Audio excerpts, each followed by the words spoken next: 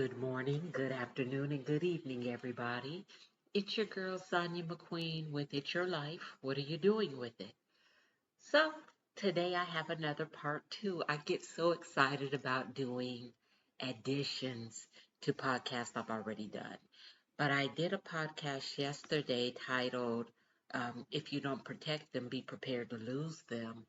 And occasionally I'll have a conversation with somebody or somebody's about a podcast and it'll lead to further discussion that I want to share with you all because that's what I do.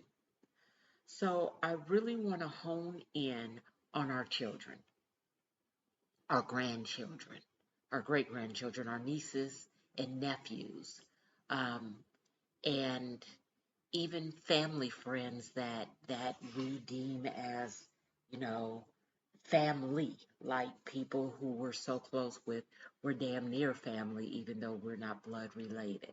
And sometimes those are the people you're closest to, right? Let's be honest. Sometimes your family um, is very skeptical of you, or you're the black sheep, or your family is dysfunctional, whatever it is, and you develop friendships that are more like family ships than your actual family. Uh, but let's talk about that, the kids in these families. And once again, they don't have to be your children, your adult children, your young children. They can be, but they don't have to be. So I'm going to give you an example because that's what I do. My grandkids, they're still here. Y'all, this is the last week. And as much as I love them, they were fun. It was great to have them. They're excellent. When I tell you they're good kids, but they don't sleep, you guys. And when I say they don't sleep, they literally don't sleep. Like the doctors want them medicated, they don't sleep. They'll be up, only the twins, until 4, 5, 6, 7, 8 in the morning. And sometimes they get loud, and I get up out of my sleep to go tell them to shut the hell up or else. And then usually they get a little quiet because they think I'm crazy. But there's never an or else. And it's been 10 weeks, and I'm excited that their mother's coming to get them until next summer when I can't wait to have them all over again. But to use them as an example, they all have tablets. I bought them tablets a couple of years ago, and they've been upgraded since by a relative on their daddy's side. So what I'll do is when I'm really busy, like if I'm working, when they weren't in camp anymore, when I was working or cooking or whatever, I just let them be on their tablets. And on the weekends, sometimes, specifically Sundays, if I'm fixing a big dinner, I'll get up, I'll clean up, I'll start laundry after my Bible time, and then I will start cooking dinner. But while I'm in the midst of cleaning stuff for dinner, if they get up, I'll fix them something to eat, and then I got to clean that, and I'm just busy. I'm busy the entire day. Like I won't leave this house, and I will have um, hit my workout mark just walking around in this house and moving around in this house. I will have burned all the calories I generally set to burn when I go running. But anyway, I'll just let them be on their tablets the whole time. And what I noticed was, even though a lot of nights I would make them take the tablets downstairs at 9 o'clock at night and they couldn't use them again until the next day, sometimes I would forget. And those days I forgot, they would be on those tablets until 4 or 5 in the morning. And what really made me mad was the other day. Actually, um, my husband and I went to a wedding. I said it in the last podcast, I believe. And I heard this noise like at 7 in the morning. And I'm thinking it's my husband downstairs watching TV. I get up and the kids are in the kitchen having cereal. I'm going to tell you guys now, if those kids don't get up before noon, there's no way in the world. And I told my husband, I don't think they've been to sleep. And he said they haven't been. But they were in there eating cereal on their tablets. And they had been on their tablets the entire night. Not to mention, Friday I was very, very busy. So they were on their tablets all Friday. It rained, so we didn't get to go outside. They were in the house on the tablets the entire day, all the way till 8 in the morning almost on Saturday. And like I said, that made me mad, but not at them, at myself. I don't even check sometimes to see what they're doing on their tablets because I feel like, they're kids' tablets. They're made by Amazon for kids. But what does that mean? They still can get on TikTok. They can still do certain things. So what I had them do was go. I said, as soon as you're done eating, put your stuff in the sink, and I need you to leave your tablets downstairs and go get in bed. They said, okay. And that's what they did. And they went and got in that bed and passed out. Now, had I let them take those tablets, they still would have been awake on those tablets because those tablets, they mesmerize our kids. TikTok and all these videos and everything, it mesmerizes adults. Adults. I have more adults sending me videos. Even I do it. I send my kids stuff all the time. And my husband sends me stuff and I send him stuff. But that's different for me because I am an adult and I can distinguish between what's good and what's bad, what's right and what's wrong, what's just a joke and what's serious. They can't distinguish that yet.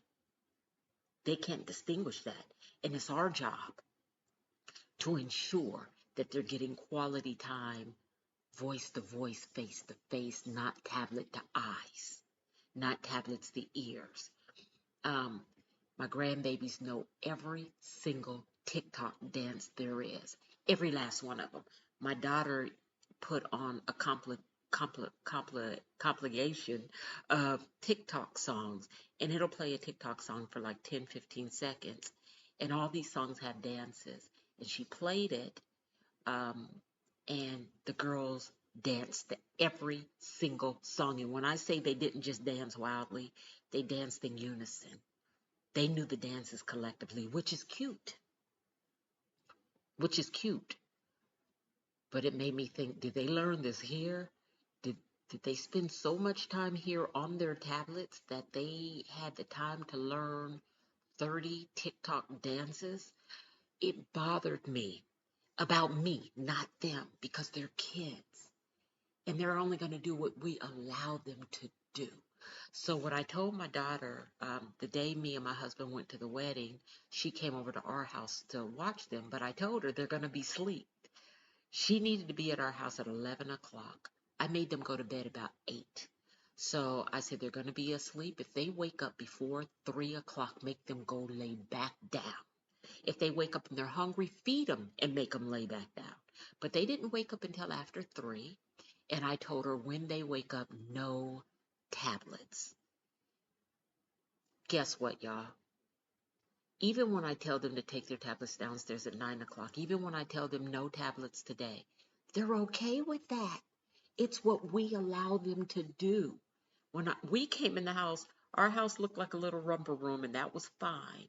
But everybody was running around having fun. My daughter dragged my little trampoline out of the garage. It was in the middle of our living room floor. They're playing on it. My grandbaby, the 1-year-old, was playing on it. She running around laughing and telling people no and stop and go and do. And they were having kid fun, playing games, jumping around, dancing, laughing, having a ball.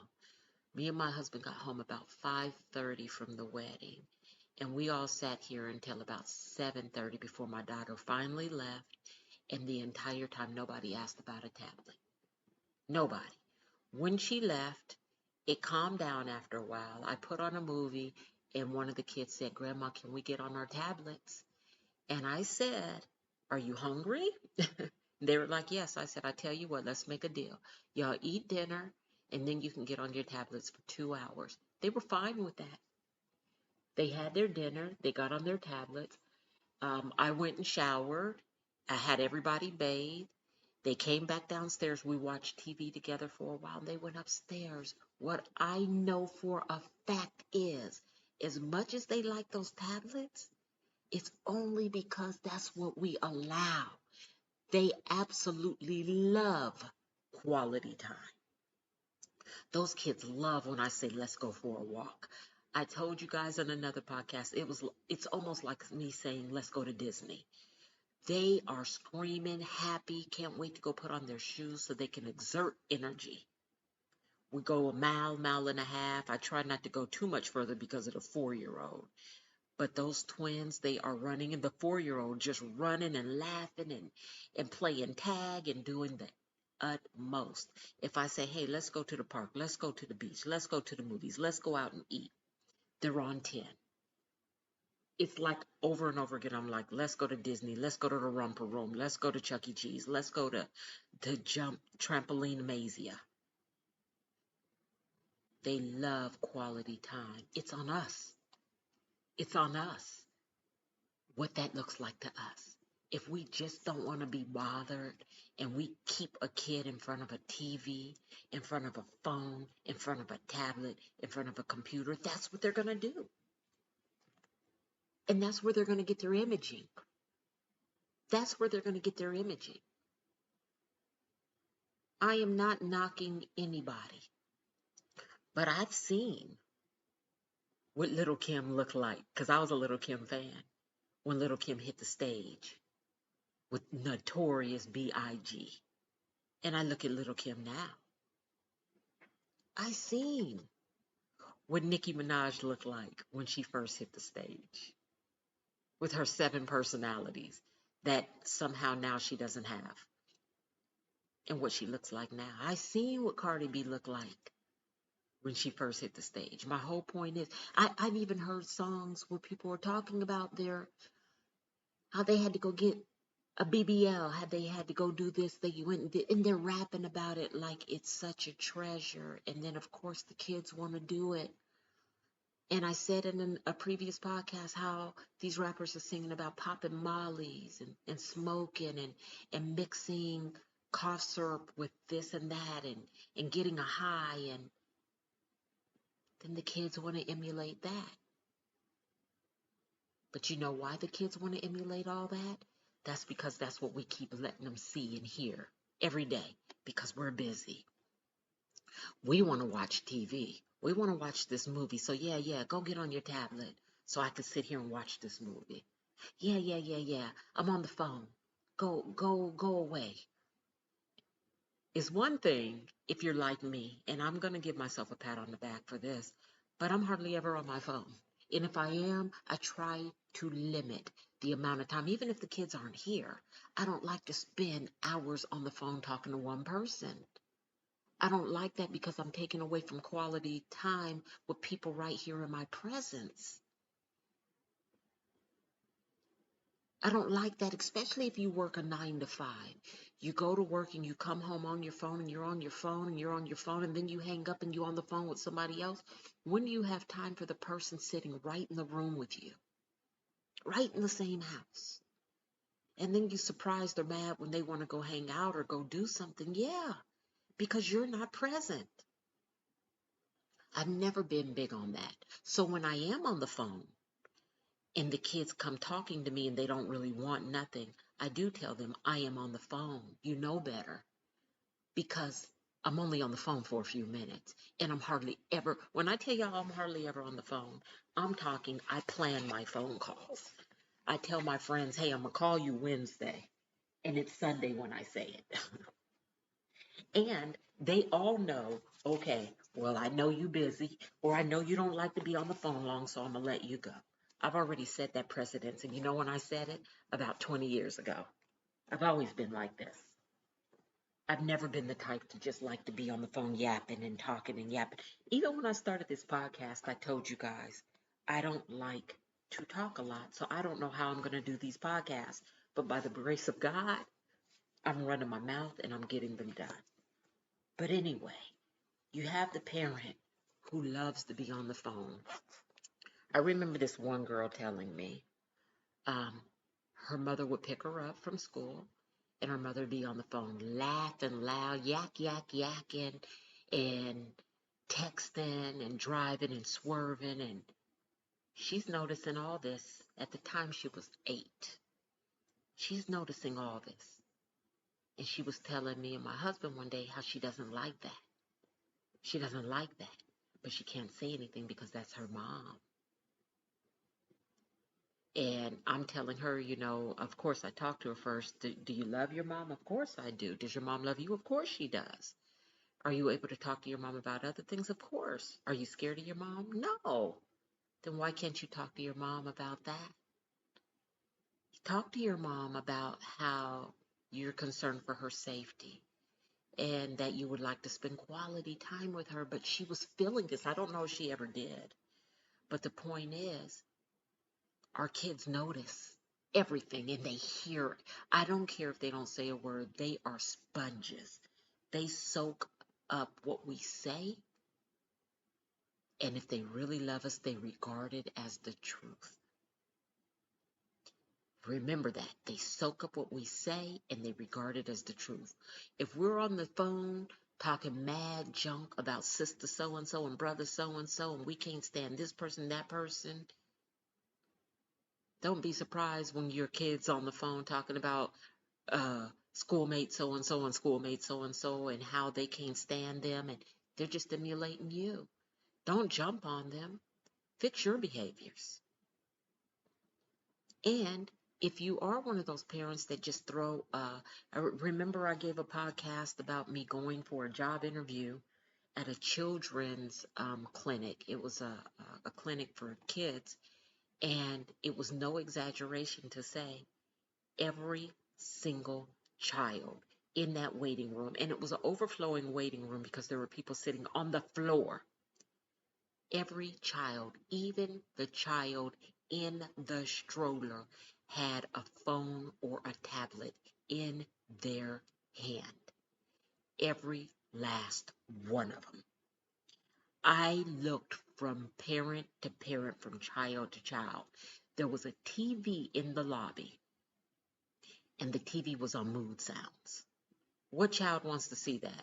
That's that sleep, not sleep music, but where if you time out your computer and you lock it, and you could have a picture of a mountain or something, and if you put the music behind it, the soft playing music, that's what I'm talking about.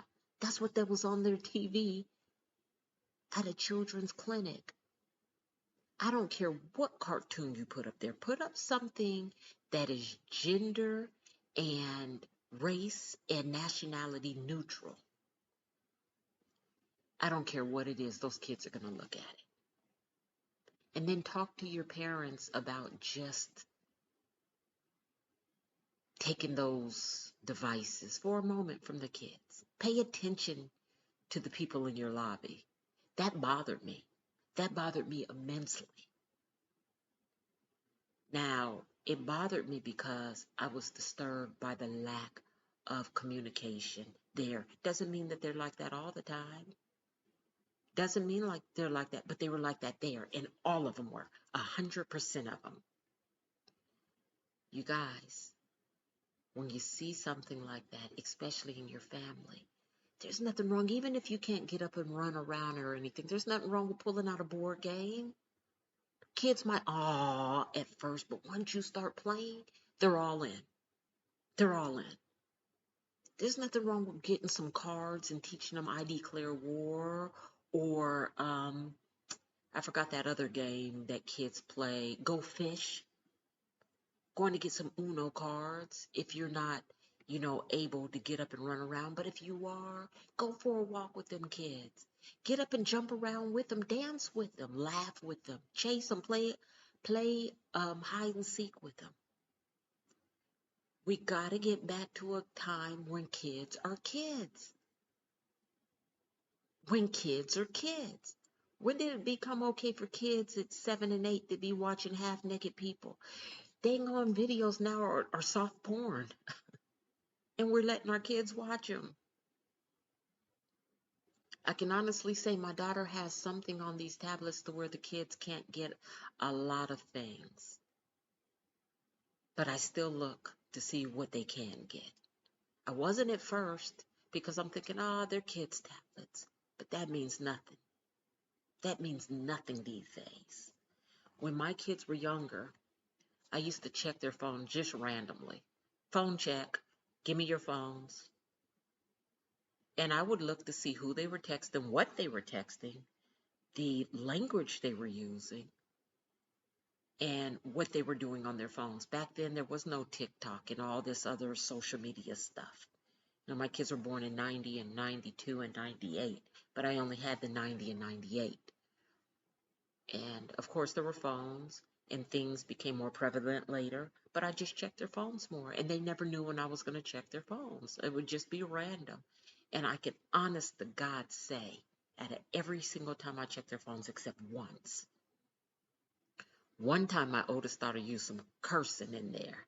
She was talking about me too, by the way, but she was cursing in there, and that was the only time I ever seen anything inappropriate in their phones. But I can honestly say I spent quality time with my kids.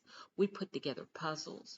We hardly ever watched TV. We would sit around and put together a puzzle together. We would read together. We made up dances together. We danced. We exercised. We had fun. We would go to movies. We had date nights every Friday. Every Wednesday was theme night. We had a good time. And just as a reminder, theme night every Wednesday. One of them, it was never me, would pick a theme. Let's just say the theme was hamburgers. Every Wednesday we would have a hamburger. And if you can't afford to go out to a different restaurant, make hamburgers at home. Just try different ways. But what we would do, if Taisha picked hamburgers, we're going to have hamburgers. We would pick every Wednesday for that month a different place we never had a burger. Pizza. We would pick a different place. We never had pizza before to have pizza. No matter what it was, Italian, we would find 4 different Italian restaurants we had never been to. Sub sandwiches, whatever it was. I tried to make sure it stayed under because I was always on a budget. So it was never like a new 5-star restaurant. It was always somewhere simple. Tacos, hamburgers, pizza, sub sandwiches, things like that, but it was fun and it was something they looked forward to their month to pick that theme and then to go to a different place. But I spent quality time, is my point, with my girls. I didn't just throw them in front of a TV or a computer. Now, I told you guys at one point I was doing hair 5 days a week and working, and I noticed that I wasn't able to spend as much quality time with my kids. So I quit my job and got a better job that didn't take away as much time. But that quality time was important, and I'm very proud of it now, which is what I really wanted to do with my grandkids, just spend quality time with them because they go back to Missouri and I'm here. As much as I say they kept me awake sometimes, it was still a treasure to spend this 10 weeks with them because the next 42 weeks, they won't be around me except when I come to visit for a couple of days. Y'all, let's try our best to get our kids not to be so enthralled on what's going on social media and what stars, and it's crazy. It's crazy. Little 2, 3, 4-year olds, parents making pages for them and just constantly got cameras in front of these kids' faces because they want their kids to be the next great Beyonce. They want their kid to be the next DaBaby. They want their kid to be the next, I don't even know who this is, but Honey Boo Boo, I guess. She's a model. I have no idea. I've heard the name. But let your kid just be whatever name you gave them. Let them just be your kid. Let them just be your grandkid. Let them just be your niece or nephew. You got to think about this. Not only are you walking around all day with a camera in your hand so you can videotape them, but you're subjecting them to constantly being on social media because that's what you think they should be. It's not there. Nothing's wrong with catching your kids sometimes something fun or funny, but when you have to do it every day and you're doing take after take after take like they're a movie star on a set, you've got to reevaluate some things. You really do. You really, really do. I've heard my kids, I sent my daughter a picture of these beautiful girls. Oh my God, just simply gorgeous. But one of them looks like my granddaughter London to me. But one of the girls has blue eyes and the other one has a blue eye and a brown eye. Beautiful girls. And I sent my daughter a picture and said, if she closes her eyes and you can't see the blue eyes, she looks exactly like London. My daughter replied, I agree. I've watched these girls grow up on social media. They're famous. Um, they've always been on social media. And I thought, wow, that's exciting. But is it exciting to the kids? I'm going to give you this one last point and I'm going to go. It's been a long time since I did a 30-minute podcast. When I was stationed in Missouri, I had neighbors and they had these beautiful girls, beautiful. And as a matter of fact, the mom used to put the girls in all these pageants. Beautiful girls. They would be in pageant after pageant after pageant. And the mom, she just thought Taisha was a gorgeous girl. And she was. She still is. If you haven't seen my baby, she's absolutely gorgeous. These deep dimples, these high cheekbones, these huge almond eyes that are cat shaped, naturally beautiful. Don't need a lick of makeup. And she used to try to get me to put Ty in pageants, and I refused. And one day, the lady didn't even like me, but for some reason, she really thought my daughter should be in pageants. So one day, we were standing outside, me and another neighbor, and she walked up and she was telling me about a pageant. And I'm smiling and listening, and I said, okay. And then she asked me, why don't I ever put my daughter in pageants? And I'm a surmise what I said because I don't remember my exact words, but I told her, I'm her mom. If I put her in all these pageants, I'd have to stop doing everything I do and eventually hope she can take care of us when that's my job. And she's not old enough to make a decision about whether that's what she wants or not. I would be making that decision for her. I'd be making a decision about what she needs to do for the rest of her life or for this moment because that's what I want. I'm going to live my life through her. I told her I'm not like that. I want my child just to have fun, and when she gets older, if she wants to be a model, she can pursue that. But I'm not doing that. And that lady got so mad. She didn't say anything to my face, but she was mad because she thought I was judging her, and I wasn't. I was giving her an answer to her question. I wanted my child just to be a child and decide on her own if that's the route she wanted to take. And it wasn't a route she wanted to take. And you guys, I'm positive I could have put her. Ty would have been in magazines. She would have been here and there. And maybe she would have liked it if she did it. But when she was old enough to make her decision, that's not the route she wanted to take. Now I'm going to talk about Tweet. And a lot of listeners know Tweet. Tweet's my youngest, and Tweet can play probably any instrument you put in her hand. She can sing. When I say she can sing, that girl she can sing. And I am talking on, you take almost anybody level. She can sing on that level. She has a perfect pitch. Perfect pitch. She can hit those Mariah Carey, I can't think of my favorite. She's deceased now. Singer notes, Shantae Moore notes, or she can sing some low notes. And she could play all these instruments and she could dance, and she's a size 0 even after having a child. So she's got this model body.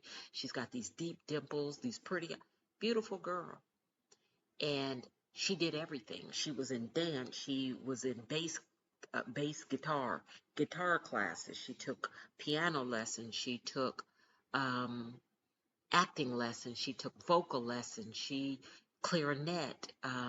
You think about it, she did it. But as she grew up, because I'm thinking I'm spending all this money, this girl's doing everything, and she's doing everything well. People are asking her to sing that background on their, oh, we want you to sing, we want you. And she was telling everybody she didn't want to do that. One day I said, Tweet, I'm spending all this money. You're going to do something with these talents. You're going to do something. And it made her sad to know that I was going to make her do something besides just enjoy these talents. And so I backed up. But what I did tell her is I'm not going to keep spending all this money, but you can enjoy this all you want. I bought her, she has like 4 bass guitars and a guitar. She had her own piano, a keyboard, and she just loved to play them. But she didn't want to perform for others. She has been requested by some major stars to come and sing. She went and sang for a couple of people, but for the most part, she just wants to be an ordinary, everyday person. And how can I be mad when I just told you guys the other day, I've never wanted to be famous and I've never wanted to be rich. I just wanted enough. And if somebody told me you have to take this talent or what they deem as a talent, and you have to be on a bigger platform, you must do it, I don't know how I would feel either. I just want to do my podcast and be happy and live my life, you guys.